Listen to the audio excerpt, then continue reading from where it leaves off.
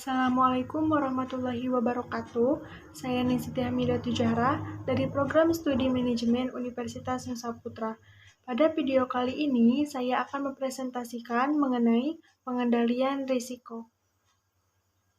Pada bagian pertama yaitu pendahuluan. Pengendalian risiko merupakan aspek penting dalam berbagai bidang, termasuk bisnis, keuangan, kesehatan, dan teknik.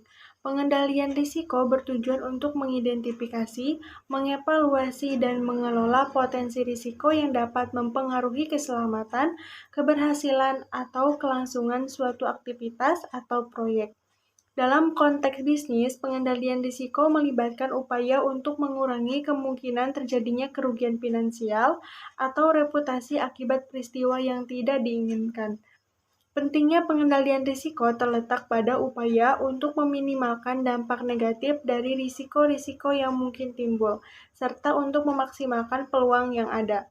Dengan adanya pengendalian risiko yang efektif, perusahaan dapat mengurangi kerugian finansial, meningkatkan kepercayaan, pemangku kepentingan, dan menciptakan lingkungan kerja yang lebih aman dan terjamin. Dengan demikian, pemahaman yang mendalam mengenai pengendalian risiko dan penerapannya dalam berbagai konteks merupakan hal yang krusial untuk mencapai kesuksesan dan keberlanjutan dalam suatu organisasi atau proyek. Selanjutnya yaitu pengertian dari pengendalian risiko.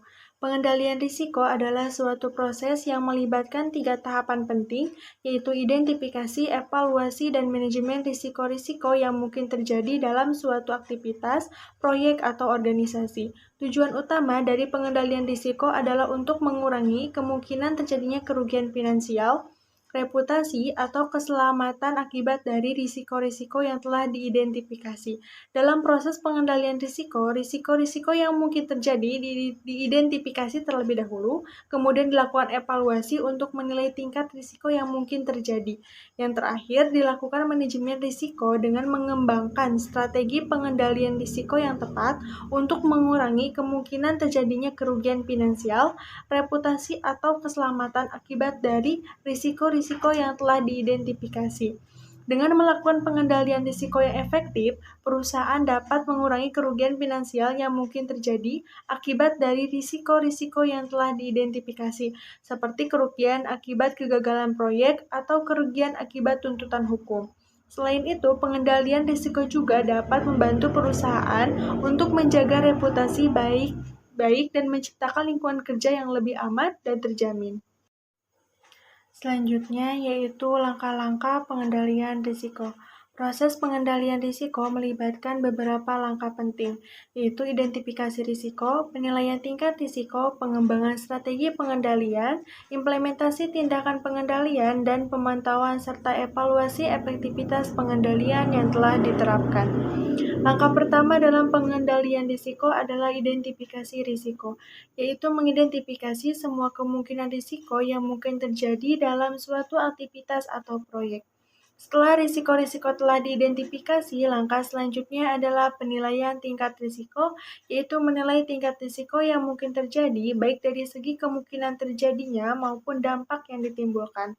Setelah risiko-risiko telah diidentifikasi dan dinilai, langkah selanjutnya adalah pengembangan strategi pengendalian, yaitu mengembangkan strategi pengendalian risiko yang tepat untuk mengurangi kemungkinan terjadinya kerugian finansial, reputasi, atau keselamatan akibat dari risiko-risiko yang telah diidentifikasi.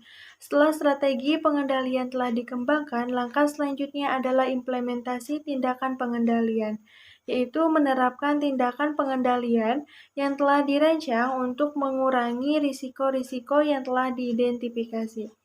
Setelah tindakan pengendalian telah diterapkan, langkah terakhir adalah pemantauan serta evaluasi efektivitas pengendalian yang telah diterapkan. Pemantauan dan evaluasi dilakukan untuk memastikan bahwa tindakan pengendalian yang telah diterapkan efektif dalam mengurangi risiko-risiko yang telah diidentifikasi. Jika tindakan pengendalian tidak efektif, maka perlu dilakukan perbaikan atau penyesuaian strategi pengendalian yang telah dikembangkan. Selanjutnya yaitu ada pendekatan pengendalian risiko. Pengendalian risiko dapat dilakukan melalui beberapa pendekatan yang berbeda, termasuk pengurangan risiko, transfer risiko, penerimaan risiko, dan pencegahan risiko.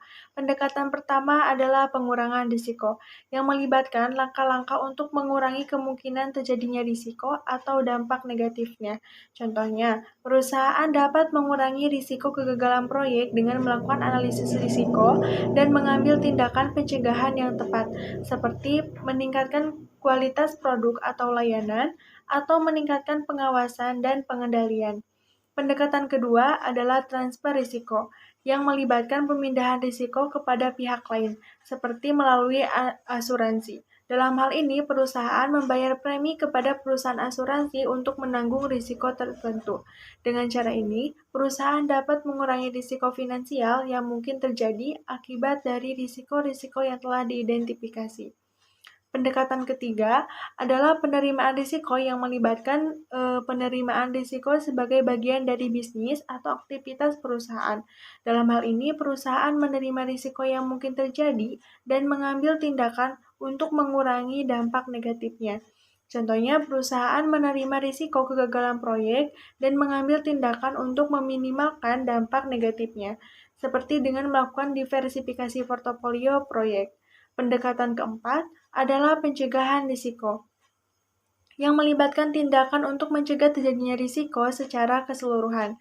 Contohnya, perusahaan dapat mencegah risiko keamanan dengan mengadopsi kebijakan keamanan yang ketat dan melatih karyawan untuk menghindari tindakan yang dapat membahayakan keamanan perusahaan.